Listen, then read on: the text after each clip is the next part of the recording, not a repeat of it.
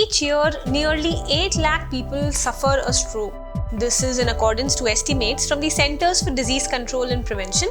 And due to this, arm mobility as well as mobility in other limbs is seriously reduced in more than half of stroke survivors. Hello and welcome to Medical Dialogues, your daily dose of health and medical news. I am Dr. Nandita Mohan, and today I am going to talk about a new computer tool that can track the stroke rehabilitation to boost a patient's recovery. According to a new study, a sensor-equipped computer program can accurately identify and count the movements in people who are undergoing stroke rehabilitation. Now that it can do so, the next step is to use the tool to define the intensity of the movements that bring about the greatest recovery in patients' ability to move independently and also take care of themselves after a stroke. The study showed that the tool was 77% effective in identifying and counting the number of arm motions prescribed during the rehabilitation exercise phase for stroke patients. The sensors were strapped to the arms and back and were used to track the movements in 3 dimensions.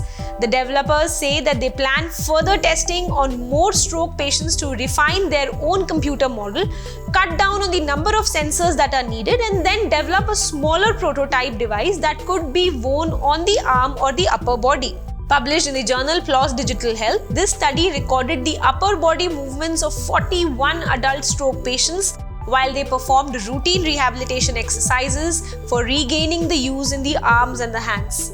The exercises in the arm movements involved patients feeling themselves with a work and grooming themselves with a comb.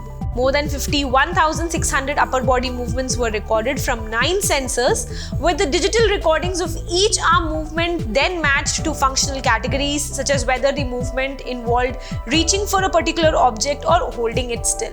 Artificial intelligence, that is, as we call it in layman language, which is machine learning software, was then programmed to detect the patterns within the data and tie these patterns to specific movements.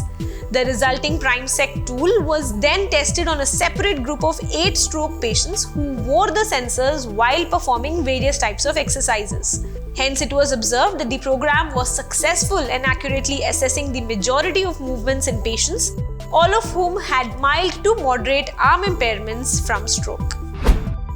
That's all for today. Stay tuned to Medical Dialogues for latest updates. Never miss a medical update from Medical Dialogues.